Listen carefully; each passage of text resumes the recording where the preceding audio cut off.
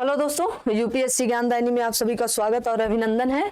फटाफट आप सभी लोग सेशन को शेयर किया करें, पसंद आए तो लाइक करें, शेयर करें, सब्सक्राइब करें और लोगों तक इन चीजों को बताएं, क्योंकि आपके सामने डिजिटल, वास्तव में डिजिटल तरीके से चीजें बताई जा रही, समझाई जा रही।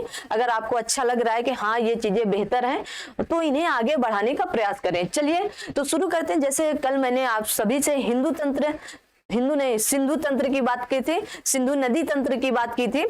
तो सिंधु नदी तंत्र हमें लगता है आप सभी को बहुत अच्छे से समझ में आया होगा, क्योंकि सेशन ठीक ठाक जा रहा था। तो मुझे लगा आप सभी को मैपिंग के माध्यम से बहुत ही बेहतरीन तरीके से ये चीजें सारी समझ में आई होंगी। चलिए तो आज हम बात करेंगे आप सभी के सामने, जैसे मैप के माध्यम से दिख रहा है कि आप सभी लोगों के सामने आज हम बात करने वाले हैं। यहाँ पर किसकी बात करेंगे? तो आज हम बात करने वाले हैं आप सभी लोगों के बीच में यहाँ पर ब्रह्मपुत्र नदी तंत्र की, कि ब्रह्मपुत्र नदी तंत्र क्या है। ठीक है, आपके सामने देखिए क्या है का प्रश्न चिन्ह लग गया है। और ये क्लास शुरू करने से पहले, जैसे हर रोज हर दिन आप सभी के सामने एक ऊर्जावान लाइन के साथ शुरू किया जाता है, तो उसी तरह रख हौसला वो मंजर भी आएगा, प्यासे के पास चलकर समुंदर भी आएगा, थक कर न बैठे मंजिल के मुसाफिर, मंजिल भी मिलेगी और मंजिल मिलने का मजा भी अपना अलग आएगा ना। तो धैर्य बना के रखें और इन क्लासों को इत्मीनान से बैठकर सुने, क्योंकि अभी आपका कोई भी बड़ा एग्जाम नहीं है जिनमें ये सारी चीजें आ सकें। ठीक है ना, तो इसलिए आप सभी लोगों को इसमें बहुत ही धैर्य बनाने की चीज है। चलिए हम लोग शुरू करते हैं आज, क्योंकि समय कम होते हुए इन सारी चीजों को हम लोग क्या करेंगे, शुरू करते हैं फटाफट और इनको क्या करेंगे, खत्म करेंगे ना। चलिए तो हमें लगता है आप सभी लोगों को दिख रहा होगा। तो ब्रह्मपुत्र नदी निकलती कहां से? सबसे पहली बात तो यही आ जाएगी। तो ब्रह्मपुत्र नदी हमारे तिब्बत से, बगल के पड़ोसी जो चाइना है, जो चाइना छोटी छोटी आंखों वाला है, वो तिब्बत में पूरी तरह से कब्जा कर चुका है। तो तिब्बत के मानसरोवर झील के पास से एक अंगसी ग्लेशियर है। कौन सा ग्लेशियर है? देखिए यहाँ पर मैंने उस मैप का प्रयोग किया है जिसमें आप लोगों को लगे कि हाँ ये हमारे काम का भी आ सकता है। आप स्क्रीनशॉट भी ले लेंगे तो एक बार में काम हो जाएगा। देखिए ब्रह्मपुत्र नदी हमारे इतने भाग का ही प्रयास है। ठीक है, यहां तक नहीं आती, सिर्फ इतने में ही हमारी ब्रह्मपुत्र नदी रहती है। ठीक है, कितने में रहती? इतने में ही रहती है। ठीक है, तो इतने में ब्रह्मपुत्र नदी, पूरी की पूरी ब्रह्मपुत्र नदी बस इतने में। तो ये सारा भाग निकाल करके इधर रख दिया गया हमारे भारत का। ठीक है, सिर्फ समझाने के लिए। अब मैप के माध्यम से पढ़ाने का मतलब यही होता है कि आपको सारी चीजें मैपिंग में समझ में आए। तो ये क्या होती है, यहां से निकलती, कहां से? अंगसी ग्लेशियर, ये आपके मानसरोवर झील के पास तिब्बत में ही है। ठीक है, वहां से ये निकलती है और इसको तिब्बत में क्या कहा जाता है? सांगपो कहा जाता है। क्या कहा जाता है? तिब्बत में इसे सांगपो कहा जाता है। और सांगपो के साथ साथ इसको, जो मोस्ट इंपॉर्टेंट बात है, ये आप लोगों को सबको पता होनी चाहिए। क्या पता होनी चाहिए? कि यारलुंग सांगपो या यारलुंग जांगपो, जैसे कहते हैं ना जम्बो जम्बो, तो इधर वाले लोग, जो आपके तिब्बत वाले लोग हैं, उधर ये जांगपो आंगपो ज्यादा बोला जाता है। ठीक है ना, तो वहां के लोगों के लिए ये भी शब्द आप बेहतर तरीके से रख सकते हैं। ठीक है, क्या कर सकते हैं? रख सकते हैं आप सभी लोग। यहाँ पर यारलुंग जांगपो भी कहा जाता है और यही जांगपो को सांगपो भी कहते हैं। ठीक है, इतनी बात समझ में आई। यहां से हमारी क्या निकली? यहां से हमारी ब्रह्मपुत्र नदी निकलती है और यू टर्न लेती है। कौन सा टर्न? देखिए ये यू आकार बनाती है और यू टर्न लेते हुए इस तरह जाकर और ये बंगाल की खाड़ी में फिर गिर जाती है। देखिए आपका यू बन गया ना, ऐसे यू टर्न लेती है। क्या करती है?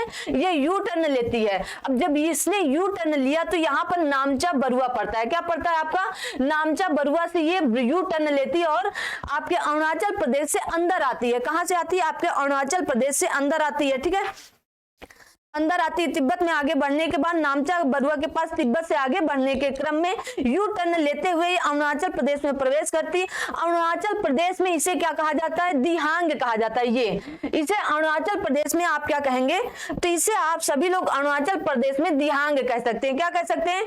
हम इसे अरुणाचल प्रदेश में दिहांग कहते हैं। देखिए यहाँ पर दिहांग, अगर देखिए अभी ब्रह्मपुत्र नदी को ब्रह्मपुत्र नाम नहीं दिया गया है। आप समझ रहे हैं ना, अभी तक ब्रह्मपुत्र नदी को ब्रह्मपुत्र नाम नहीं दिया गया है। देखिए यहाँ पर सांगपो कहा गया है और इसी सांगपो को ही यहाँ पर थारलुंग जांगपो कहा जाता है, या सांगपो आप लिख लीजिए।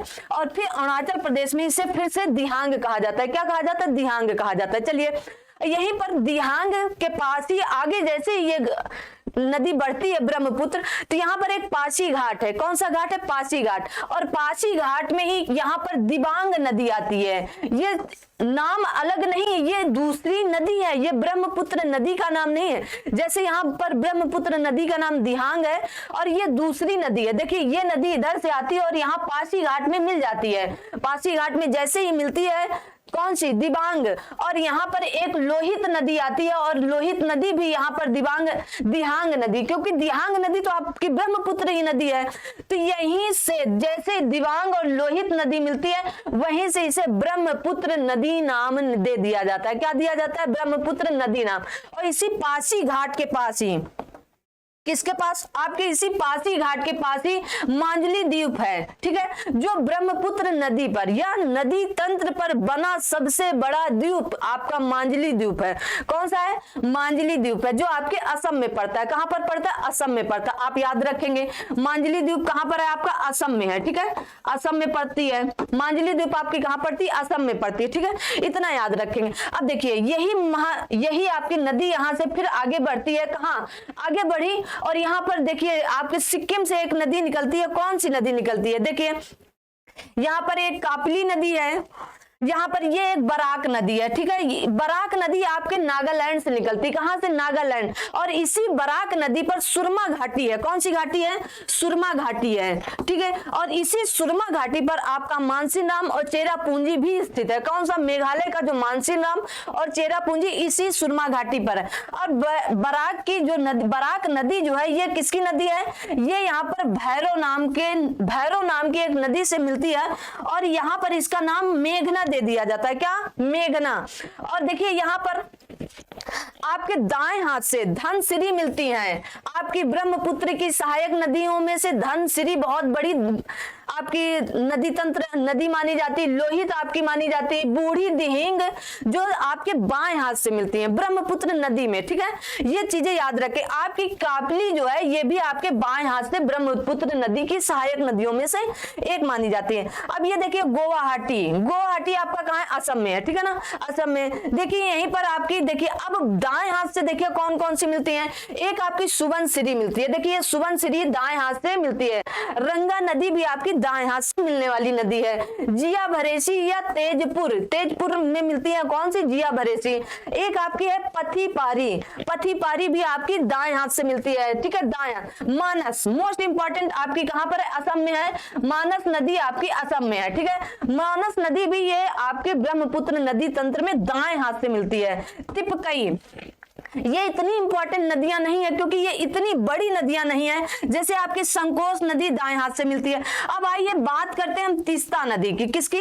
तीस्ता नदी आपकी कहां से निकलती? सिक्किम से निकलती। कहां से? सिक्किम से निकलती है। और तीस्ता नदी क्योंकि ये पूरा पार्ट यहाँ पर फैला के रखा गया तो आप सोचेंगे यहाँ सिक्किम कैसे? हाँ, यहाँ सिक्किम से तीस्ता नदी आपकी निकलती है और ब्रह्मपुत्र नदी में मिलती है। जैसे ही ब्रह्मपुत्र नदी में ये सिक्किम से निकली है और ये जैसे ही ब्रह्मपुत्र में क्योंकि ऊपर से बहते हुए नीचे तक आती है। कौन सी? तीस्ता नदी, ठीक है। सिक्किम आपका ऊपर पड़ेगा और यहाँ से ये देखिए बहते हुए आती है और ये कहाँ मिलती है? ब्रह्मपुत्र नदी में मिलती है। और जब ये यहाँ मिलती है और ये बंगाल की खाड़ी की तरफ जाती है तो यहाँ से पहले कौन सा मिलता है? आपका बांग्लादेश।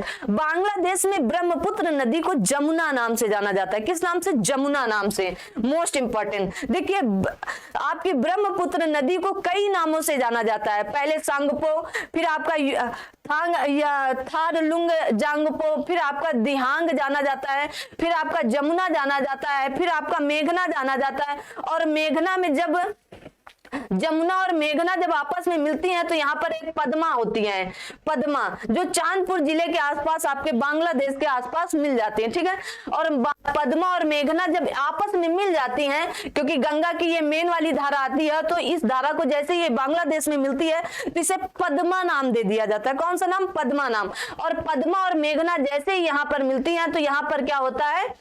सबसे बड़ा सुंदरवन का जो डेल्टा है, सबसे बड़ा डेल्टा कौन सा? सुंदरवन डेल्टा का निर्माण करती हैं, ठीक है। इतनी बात तो आपकी मोटी मोटी हमको लगता है ऐसे समझ में आई होगी। अब बात करते हैं कि ब्रह्मपुत्र नदी यू टर्न अरुणाचल प्रदेश में दिहांग नाम से जानी जाती। आगे बढ़ने के क्रम में पासीघाट पहुंचती, मैंने बताया पासीघाट पहुंचती है, कहां पहुंचती है? पासीघाट पहुंचती है, ठीक है, पासीघाट पहुंचती है और इसका मिलन दिवांग, जब दिवांग नदी से होता है, ये दिवांग नदी रही आपकी, जब दिवांग और लोहित नदी से, दिवांग और लोहित जैसी नदियों से होता है, यहीं से ये ब्रह्मपुत्र नाम से जानी जाने लगती। मैंने बताया ना, अब आपको पूरी बात ऐसे बता देना ताकि आपको एक एक बात माइंड में घुस जाए, ठीक है। जानी जानी लगती है, यही आपका पासीघाट के निकट असम में माजुली द्वीप है। मैंने पूरी बात बताई, माजुली द्वीप आपका पासीघाट के पास ब्रह्मपुत्र नदी पर है और सबसे बड़ा क्या है? ब्रह्मपुत्र नदी पर बना सबसे बड़ा द्वीप आपका माजुली द्वीप है जो आपके असम में है, ठीक है। ब्रह्मपुत्र में सुबनसिरी, मानस, संकोच और तिस्ता जैसी नदियां दाएं हाथ से लगती हैं। मैंने सुबनसिरी, तिस्ता मैंने बता दिया, मानस मैंने बताया है, ठीक है। ये सारी नदियां क्या है? आपके दाएं हाथ से लगती है। संकोच नदी बंगाल और असम के बीच सीमा बनाती। जो संकोच नदी है आपकी, वो क्या करती है? बंगाल और असम में सीमा बनाती है, ठीक है। ये देखिए, ये क्या है? संकोच नदी आपकी ये है, ये है संकोच नदी। क्या है? ये बंगाल और असम के बीच सीमा बनाती है। अब आप याद रखेंगे बंगाल कहाँ है? आपका बंगाल यहाँ पर बनेगा, पश्चिम बंगाल आपका कहाँ पर पड़ेगा? ये, और असम आपका पड़ेगा यहाँ। तो इसके बीच क्या बनाती है? ये सीमा बनाती। कौन सी? संकोच नदी, ठीक है। आगे कह रहा है तिस्ता कभी गंगा की सहायक नदी हुआ करती थी। जो ये तिस्ता है, ये कभी गंगा आपकी, ये गंगा है ना, ये कभी गंगा की सहायक नदी हुआ करती थी, लेकिन जमीन के अवकलन के कारण यह इसमें उधर पटर हुआ के कारण यह ब्रह्मपुत्र की सहायक नदी आपकी बन गई है, ठीक है। ब्रह्मपुत्र में दिवांग, लोहित, धनसिरी, कापली जैसी नदियां बाएं हाथ से मिलती हैं। मैंने बता दिया, दिवांग, लोहित, धनसिरी, कापली जैसी नदियां बाएं हाथ से आपके मिलती हैं। कह रहे हैं जादू टोना के लिए मशहूर असम का कामरूप, जादू टोना के लिए प्रसिद्ध असम का क्या? असम का कामरूप इसी नदी पर है। कामरूप किस नदी पर? जादू टोना के लिए जाना जाता है। असम का कामरूप किस नदी तंत्र पर है? आपके कापली नदी पर है, ठीक है। कापली नदी याद रखेंगे, कापली नदी पर है ये जादू टोना के लिए। असम में तो वैसे भी वो कामाख्या देवी मंदिर भी है, वो भी आपको बहुत ही प्रसिद्ध जाना जाता है, ठीक है। बराक नदी, बराक नदी कहाँ है? ये मैंने आपको बराक नदी के बारे में बताया था। ये आपकी कौन सी नदी है? बराक नदी है। ये कौन सी नदी? आपकी बराक नदी। ये आपको बराक नदी दिख रही है, ये हमारी जो बराक नदी ये हमारे नागालैंड से निकलती है। बांग्लादेश में इसे सुरमा, मैंने बताया ना, इसे सुरमा कहा जाता है। कहां पर? बांग्लादेश में। और बांग्लादेश में सुरमा कहे जाने के कारण यहीं पर सुरमा की घाटी है, और सुरमा की घाटी में ही चेरापूंजी और मानसिंह राम है। बराक की सहायक नदी मेघना है। बराक की ये जो बराक नदी, इसी की सहायक नदी कौन सी है? मेघना है आपकी, ठीक है। बराक की सहायक नदी है, देखिए यहां मेघना लगती है ना इसमें, तो इसकी सहायक नदी है मेघना, ठीक है। मेघना नदी है। और तो ये देखिए बात हुई आपकी किसकी? आपकी बात हुई ब्रह्मपुत्र नदी तंत्र की, ठीक है। और दूसरी बात आपके बीच ये भी है, जो यारलुंग जांगपो है, बहुत अच्छे से इसे याद करना, इसे यारलुंग जांगपो, ठीक है। ये आपके तिब्बत में ही बोला जाता है, जहां पर इसे सांगपो बोला जाता है, ठीक है। इतनी बात आप ब्रह्मपुत्र नदी के बारे में जानेंगे, समझेंगे और सुनेंगे, और आपको क्लास अच्छी लगे, इतना ही है। और बहुत ही इंपॉर्टेंट टॉपिक है, बहुत अच्छे से आप सभी लोगों के पूरी बात बताई गई। अभी मैंने गंगा नदी तंत्र इसलिए नहीं पढ़ा क्योंकि लंबा टॉपिक है, अभी मेरे एग्जाम चल रहे हैं। 1-2 दिन बाद मैं आप सभी के बीच में गंगा नदी तंत्र बहुत ही अच्छे से लेकर आऊंगी, इसलिए मैंने सोचा जो छोटे छोटे टॉपिक है उन्हें पहले बता दिया जाए, ठीक है ना। तो आज की क्लास हम लोग यहीं तक रखेंगे, अगली क्लास में बहुत ही जल्द मिलेंगे उसी ऊर्जावान के साथ कि रख हौसला, वो मंजर भी आएगा, प्यासे के पास चलकर समुंदर भी आएगा, थक कर न बैठे मंजिल के मुसाफिर, मंजिल भी मिलेगी और मंजिल मिलने का मजा भी आएगा। तो मिलते हैं अगली क्लास में, तब तक आप सभी लोग अपना ख्याल रखें। इस क्लास को, अपने चैनल को शेयर करते रहें, सब्सक्राइब कराते रहें, अपने अगल बगल जो पढ़ने वाले बच्चे हैं उनसे कराते रहें। मिलते हैं अगली क्लास में, तब तक आप सभी लोग अपना ख्याल रखेंगे। जय हिंद, जय भारत।